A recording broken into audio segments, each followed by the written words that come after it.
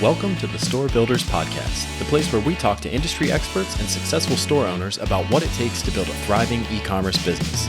Every episode, we deliver the raw, unfiltered recommendations that will catapult your store to new heights. Ready to get serious about expanding your e-commerce empire? Well, then let's get to work.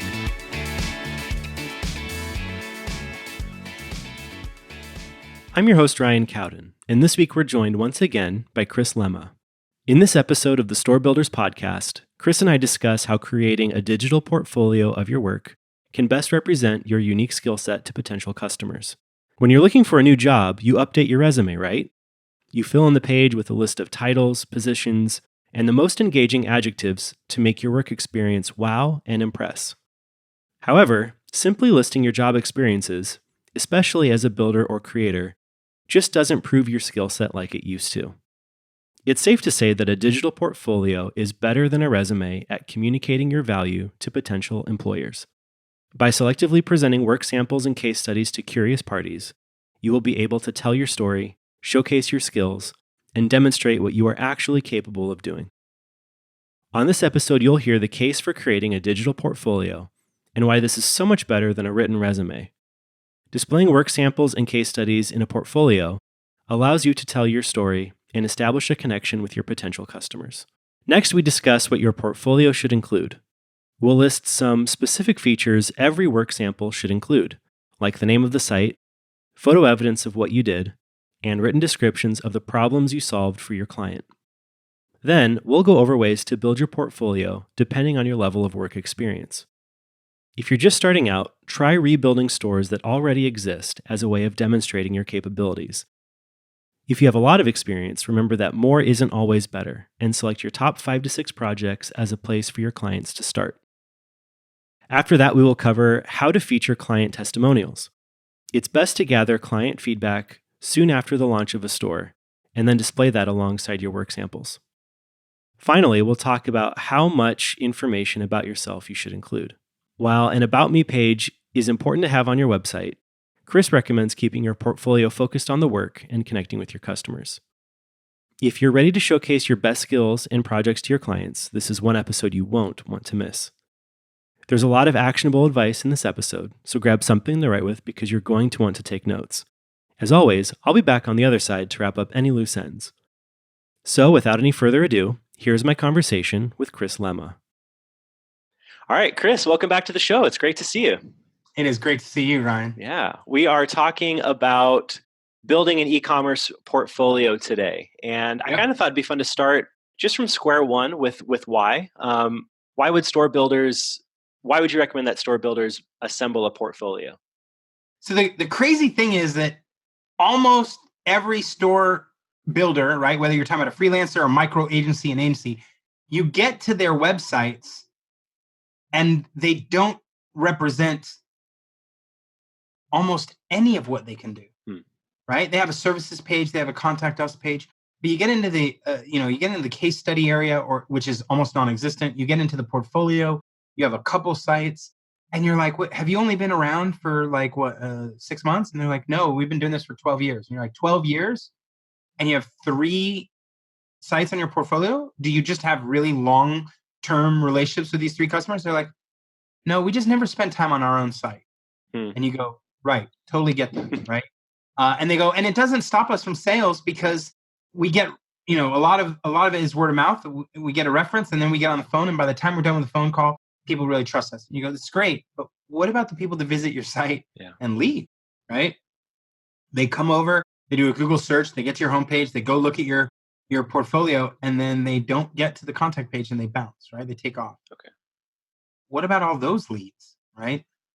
And so the big why, right, is you create a portfolio to help prospects recognize your talent, your skill, and most importantly, your experience, right? You won't believe this, right? It's hard for us to get our head around because if you're a store builder, it's all still code. You're still coding things, right? So you're like, sure, of course I can do that. I can do this, I can do it, like no problem.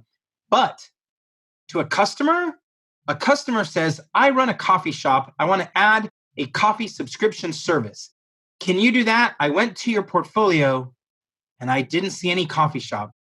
so I guess you can't help me. And you're like, wait, no, there's nothing unique about a coffee shop that means I can't code that for you, right?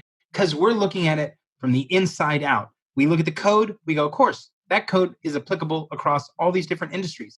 But customers are from the outside in. Customers start from, I have a coffee shop with a subscription to sell beans. You don't have any coffee shops here. Mm-hmm. Maybe you can't do what I do. So part of what we have to do when we're a store builder and we're building out that website for ourselves is to be able to tell the story about the projects and what we did, and to help convince that customer that what we've done for someone else, we can do for you. What people want is they want to make sure that you are an expert, that you know what you're doing. They don't want to pay you to learn, right? If you have a bunch of like, we've done all these blog designs, and then they go, well, do you do e-commerce? You're like, sure, we can figure that out. No, that's not who they want to sign up as someone who says, we'll figure it out. They want to hire someone who's like, yeah, of course we've done that. We've done, like, take a look at this one, take a look at this one. So the why is really a reassurance, right? Yeah. You're helping people. The easiest way to think about it is, if you have the right portfolio, customers see themselves in your portfolio. Oh, I'm just like that, or I'm just like that.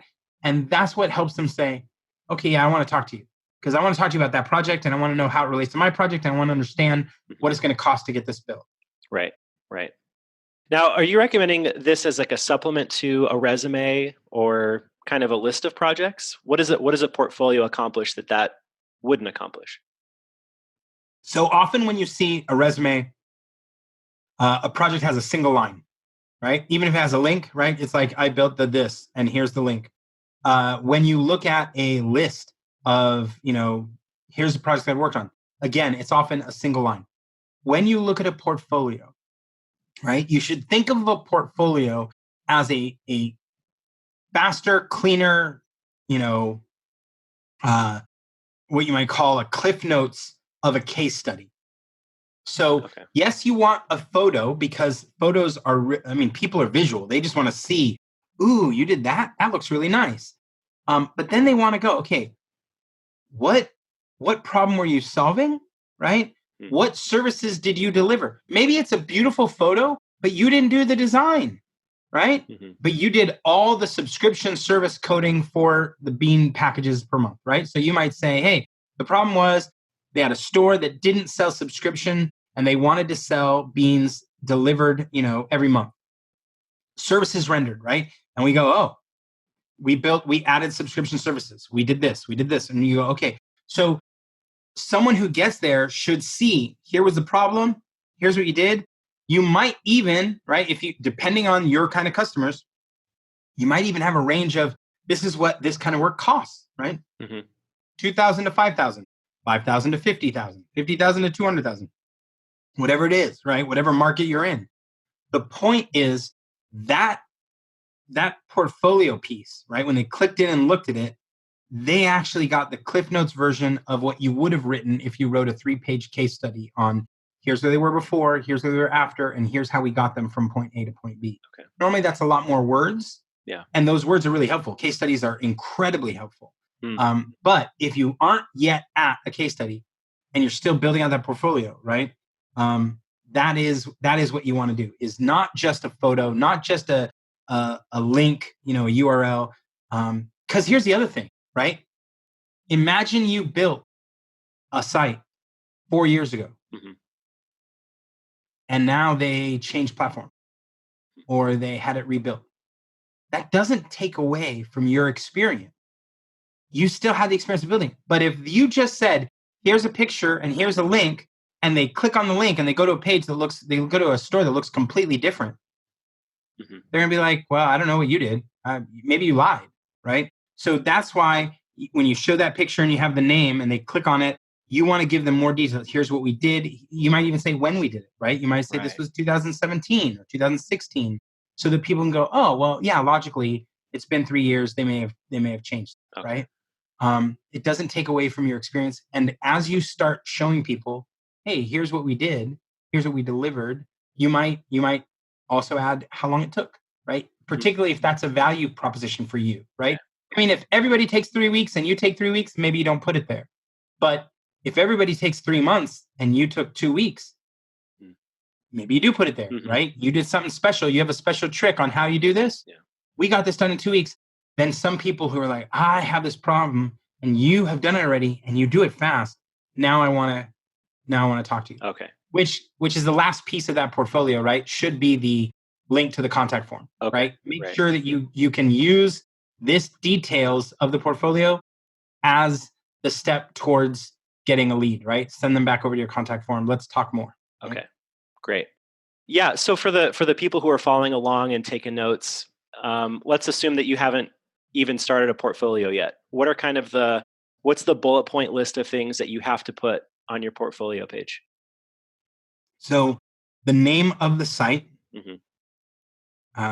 You might also, if you don't have the rights to put the name of the site, you might be able to define the category of the site, right? Or you could have the name of the site and you add the category, because you might filter the portfolio via categories, right? Like, let's say that you work in 3 areas: medical websites, chiropractic websites, and dentistry websites, right? These are, clinics, chiropractors, and dentists. This is what you focus in on. Well, you might have those 3 options at the top of your portfolio page, and they can use those as filters, which means you're going to show, Dr. Bill's dentistry, and then next to it, you'll show the tag of dentist office, right? So that when you hit the dentist office filter, you can see these are all the dentist sites that you worked with, right? So the name of the site, the category of the site, right? How you've created a taxonomy or some way to filter it. You're going to want to put hopefully a photo of the site, particularly as close to what you did as possible. So if you did, the whole homepage redo, that's great. If you only worked on the store template, right, then put that picture. And then in the details, so assuming that people have drilled down in the details, you want all that. Plus, then you want what services, what problem were you solving, what services were rendered, potentially timeline, potentially price range, potentially the date of when it's done. It might just be the year that you did it in, right? And then notes. And your notes are where you get to, again, do the very short version of here's what we did. I say potentially some of the things because it kind of depends, right? You might be in a business where, if you were in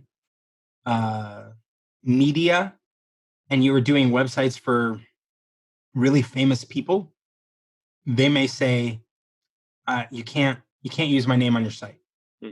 So you might say, this is a website for a rock star, and this is a website for a jazz musician, and and in the notes you can put he's one of the best, he's a Grammy award winning, blah, blah, blah. Like, you can do it without putting their name down, right? She was the star on Broadway, whatever.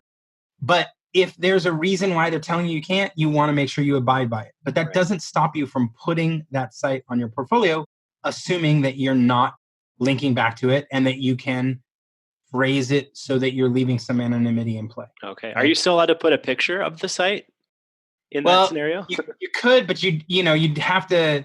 It'd be very interesting what kind of picture you put up, right? Yeah. So you might put the picture of the product page if someone was buying something and you were selling T-shirts, and you might have the T-shirt and you might have the whole product page, but you might just add a little blur to the name on the T-shirt, right? Just because you're like, hey. So you have to be creative. I once worked on a very expensive solution for the happiest place on earth. And that's how I would tell people, right? Sure. Oh, yeah, it was $500,000 on a specific site, specifically to solve a particular set of problems. I can't go into details, but I can tell you it was the happiest place on earth, right? The project was not always the happiest place in my life, but we worked for a year and a half on this thing, right? There are ways to suggest where you're at without spilling the beans, but you want to respect that, right? The last thing you want to do is break those rules that you signed in the contract. You knew you were signing it when you did, and then you go and you break the rules, and they come back and they say, we're going to take down your entire website. And you're like, okay, that wasn't what I thought was going to happen. Yeah.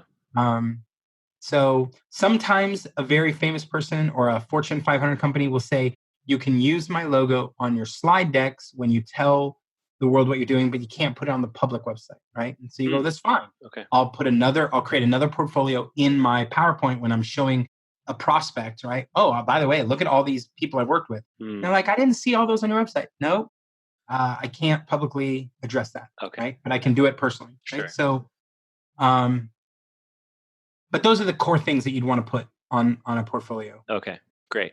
How does this change if you're a beginner just starting out? Your portfolio is not going to be expensive.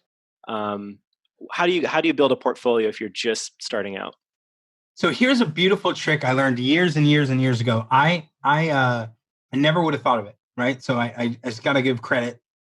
I don't even remember the young man that shared this, but he shared it with the whole room. Like we were at this event, and I don't remember his name, but he was on stage speaking.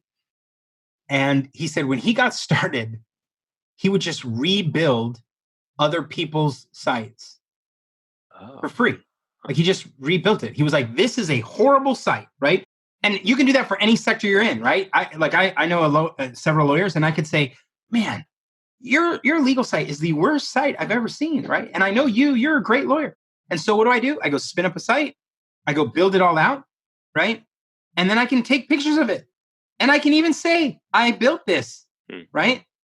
Yeah. Whether or not the customer buys it is immaterial to my portfolio. This is what I built. Now, sometimes, and what he was talking about was, not only did he do that, he would then take it to the customer and show them. Like, by the way, I spent, the last week looking at your site, rethinking about it, reimagining it, and creating this. Here it is. And he said, some of these people just bought it. Yeah. They were like, oh my God, that's so much better. Like my nephew did this and it's horrible. And you're like, well, yeah, I can sell it to you. And they're like, yeah, do it. And so he turned some of these projects into actual revenue and projects, but the others, he's like, I still did the work. Yeah. So I can describe what the problem is, right? That it's a informational site with no drivers to call to action, no calls to action. And now you see a page, the picture has a sidebar that is a call to action, and at the end, a call to action at the bottom. And so you see it. You see, here's the problem, here's what he did, and here is the picture. And you might say, oh my God, I need that. Regardless of the fact that it never got deployed on that lawyer's website because that lawyer never said they wanted to pay for it. So it's a little trick, right? If you're just starting out, maybe you have more time than you have customers. Yeah. Use that time to build it. It could be a great lead generator to convince someone to buy the site you just built, but it also lets you fill in your portfolio with very specific projects where you said, I see a problem, I want to solve it, I coded it to solve it, here's what it looks like. Okay, great. Now on the total other end of the spectrum, if you've been building for a long time, what are the things that you can start cutting out of your portfolio? What's the essential stuff that you want to be showing? Well, I think the real issue is that a lot of times what happens is people just start going into I'm just going to make my portfolio bigger and bigger and bigger and bigger. Okay.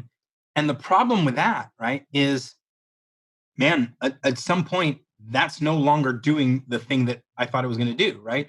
So if you've been working for a really long time, right, and there are people that have, right, they've been doing this for a super long time, and you say, okay, how many sites do you need in your portfolio, right? Like how many projects do I need to look at? So you might change, instead of portfolio, you might name it recent project. And if you name it recent projects, you could potentially bring it down, right? You could say, okay, look, I want to show you, I work with nonprofit.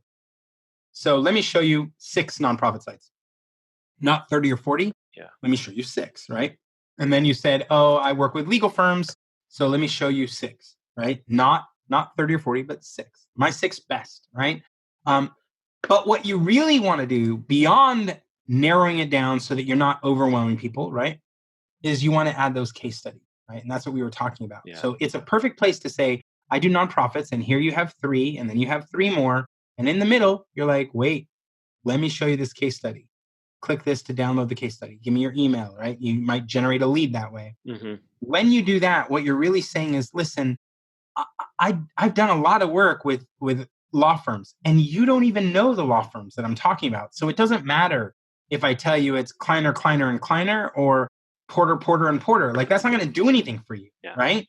But if I show you, 6 that I've done, and then I show you, hey, let me give you the case study, right? Let me give you this case study on where they were, where they are now, how I got them from A to B. That a case study is more about results. Okay. A portfolio is more about experience. A portfolio says, this is the experience I have. A case study is more about, these are the results that my customer got after I did this work. And in every one of those filters, every one of those categories, you're going to want a way to say, I don't just do design development of these stores. I don't just build these stores. I deliver results, right? So if you said, well, yeah, I've done stuff for, it may not be legal firms, but you might say, I've built stores for people that do jewelry. I've built stores with people who do fashion. But then you get into, I've built stores that are, really high-end leather goods. And they go, oh, high-end products, luxury products? You go, yeah, there's a whole tag for luxury. When you click on luxury, I have 6 different luxury brands that I've worked with doing really high-end stuff. And here's a case study for how we introduced a brand new product, a whole brand new brand into the luxury market. They're like, oh my God, I am that way too. I have a new company. It's a new brand. And I want to know how to leapfrog into the luxury space. And you're like, well, come read my case study, which also will generate that lead for me. Okay, great. Is your portfolio a place where you'd be featuring client testimonials and customer feedback? Is that something you'd include in the portfolio? You could. Okay. It's a great place to, when you're in that portfolio details page, right, where you say, hey, here's who they are, right? And then you let them say, here's who these guys are, right? So if you go, and the best time to get that quote is right after they've launched, right? They're happy, they're in that buzz, they're like, oh my God, I have a brand new site. They're telling all their people.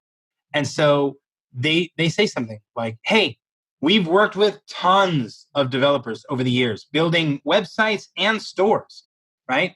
But if we need complexity and if we need it fast, this store builder is the only person we call.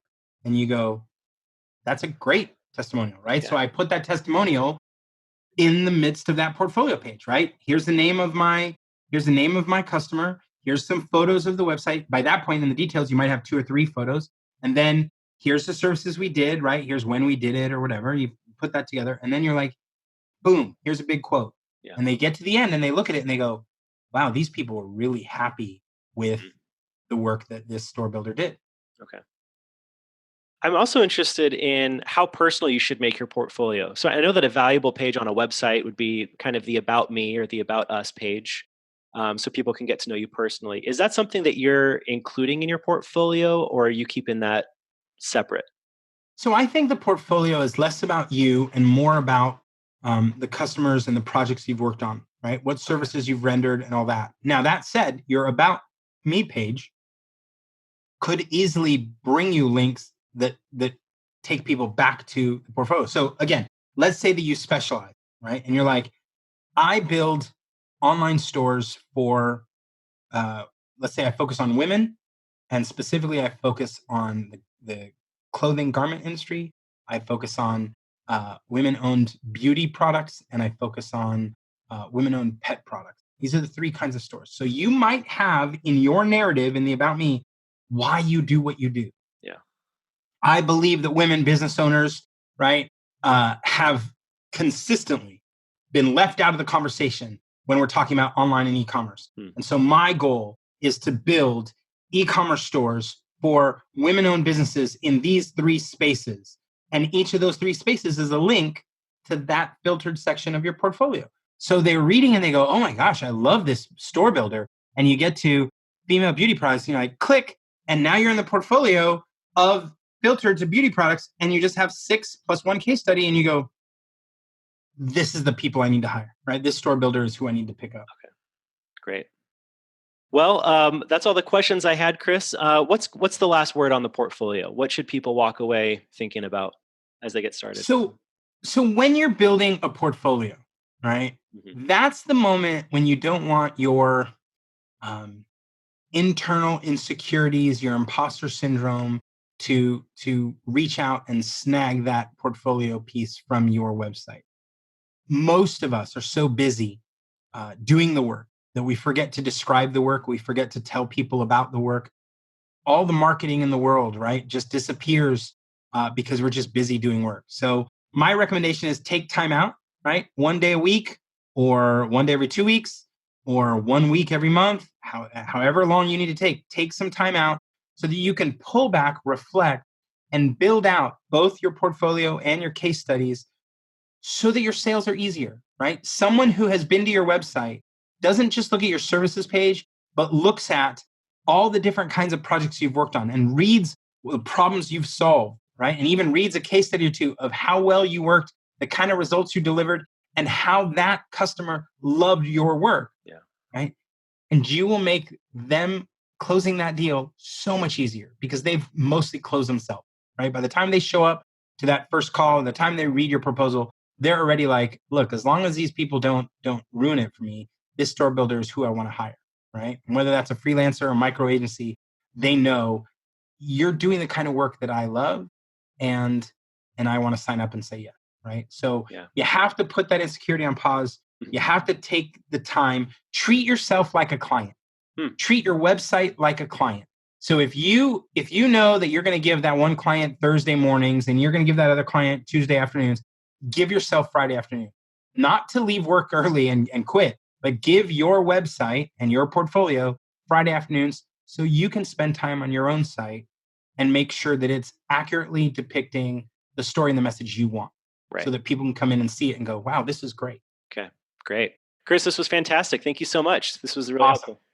Take care, Ryan. Thanks, you too. All right, folks, there you have it. That wraps up my conversation with Chris Lemma. He shared a ton of valuable insights and advice today on how to create an attractive, engaging digital portfolio of your work. We also shared some tools and resources, which will all be linked up in the show notes. I hope you enjoyed our conversation. Please consider subscribing, sharing with a friend, or leaving us a review in your favorite podcast directory. Until next time, best of luck in all that you do, and we'll look forward to seeing you on the next episode of the Store Builders Podcast.